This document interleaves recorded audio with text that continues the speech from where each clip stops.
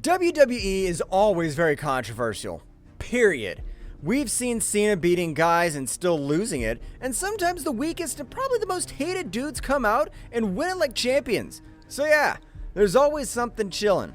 But today we got top 10 moments, the most historic ones that you probably were never expecting when wrestlers had almost won the battle, but that fate got taken and the hero became the villain.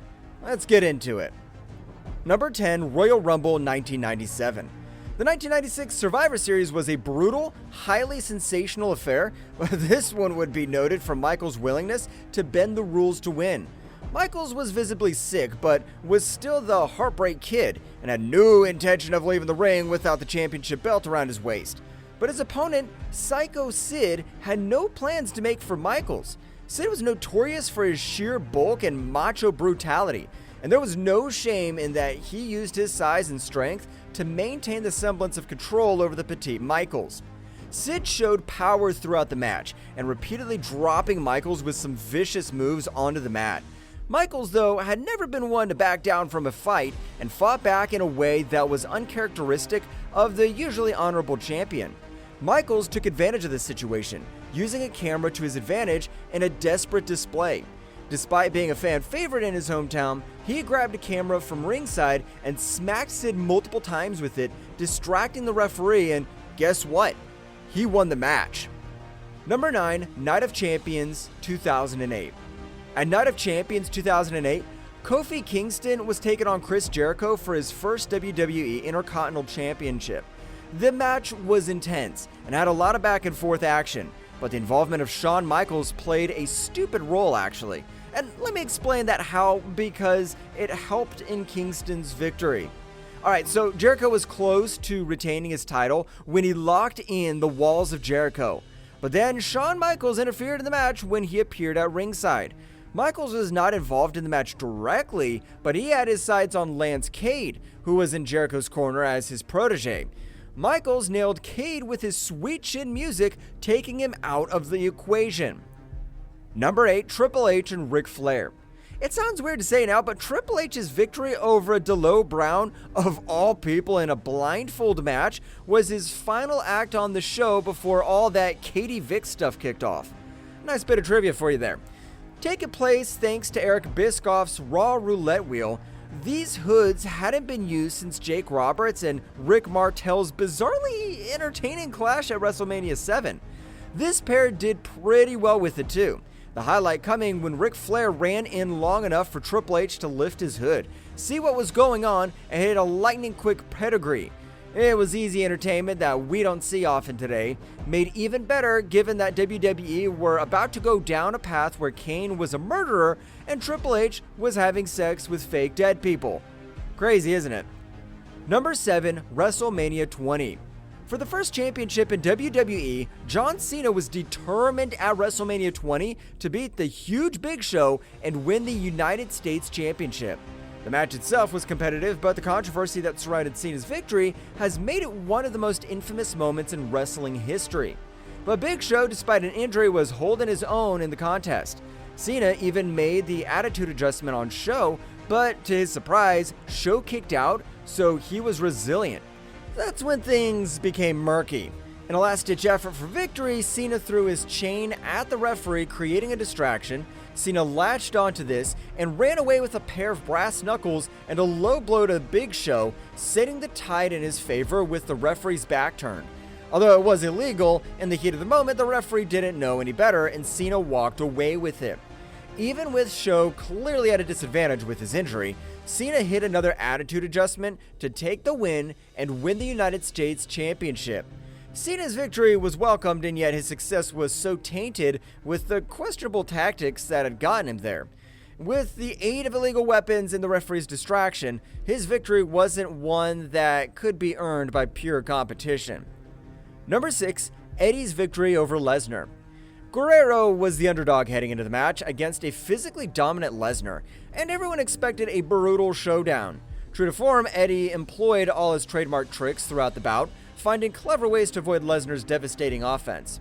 The defining moment came when the referee was knocked out of the match, allowing Lesnar's nemesis Goldberg to interfere and hit Lesnar with a devastating spear. Sensing the opportunity, Eddie seized his moment.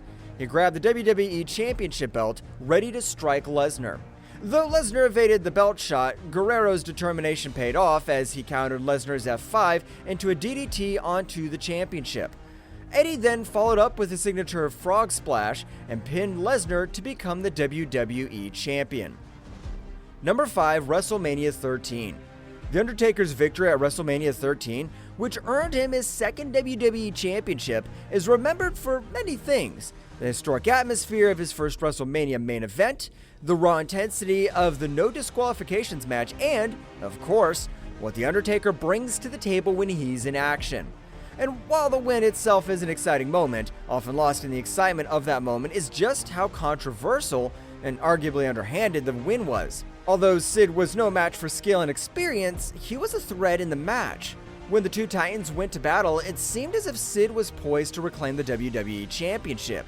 He had The Undertaker in a bad position and was preparing to hit his powerbomb, which could have brought him the win. And just when things were starting to get bleak for The Undertaker, someone else stepped in to save the day. Former heel Bret Hart. Bret, who had abandoned the fans and embraced the dark side, had no business being in this match, but then again, he didn't care. He interfered at key moments.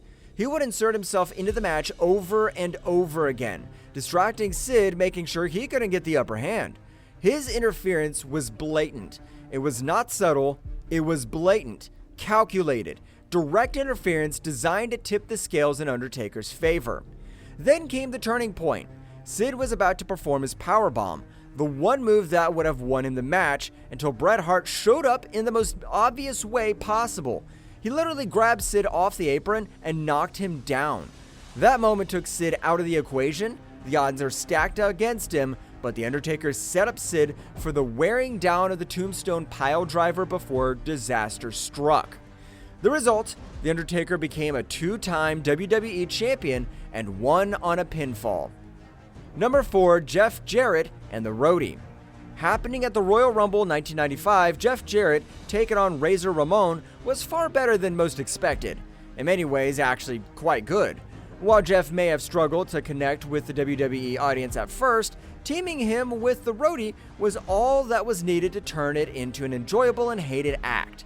In short, the Roadie was a vital component in getting Double J over thanks to rampant interference, and that was never better than 23 years ago during WWE's best pay-per-view. The soon-to-be Road Dogg was relentless in his assault on Razor's knee, clipping it for a count-out win, only to continue this ass-kicking after Jarrett goaded Razor into restarting the match so he could steal his title when his injury limb couldn't take it anymore. It was a masterclass in deception, one Ramon would never get retribution for. Most of this is because by July, Roadie and Jarrett were done as a team. Number 3, Bobby Heenan and Rick Rude. How do you beat the indestructible Ultimate Warrior? You get Bobby Heenan involved. That's exactly what Rick Rude did at WrestleMania 5. Although on paper it seemed to be just another muscle-bound scrap for the Intercontinental title, it actually kicked off a creative and critically rewarding feud. After the best match Warrior had ever had up to that point, Rude suffered a suplex on the outside, back into the ring, which is where the brain struck. Seeing what was happening, Heenan grabbed Warrior's boot and held on for the 3 count while the referee didn't see a damn thing. This pissed off the Warrior, as you can imagine, and he beat the crap out of Bobby, something he continued to sell later on in the evening when Heenan was also thrown around by the Red Rooster. Number 2, The Rock. Having put the screws to Stone Cold Steve Austin earlier in the show, as we just mentioned, McMahon then reenacted one of those controversial moments in WWE history, calling for the bell as he had done in Montreal after The Rock locked Mankind in the sharpshooter. It revealed that this had been a ruse all along. Vince and Shane, and the new WWE champion, rubbed salt into the wound by beating Mankind just to add insult to injury. It was cheating so good no one saw it coming, and we were all left with huge shocked faces, which is exactly what wrestling should always aim to do. Number 1, Backlash 2002. Backlash 2002 was supposed to be the accumulation of a long-awaited dream match between Triple H and Hulk Hogan for the WWE Championship. The two legends squared off in what fans expected to be a hard-hitting, epic battle. When the match began, it looked very obvious that Hogan cannot make it. He looked horrible in the cage. It was clear that Triple H had the upper hand.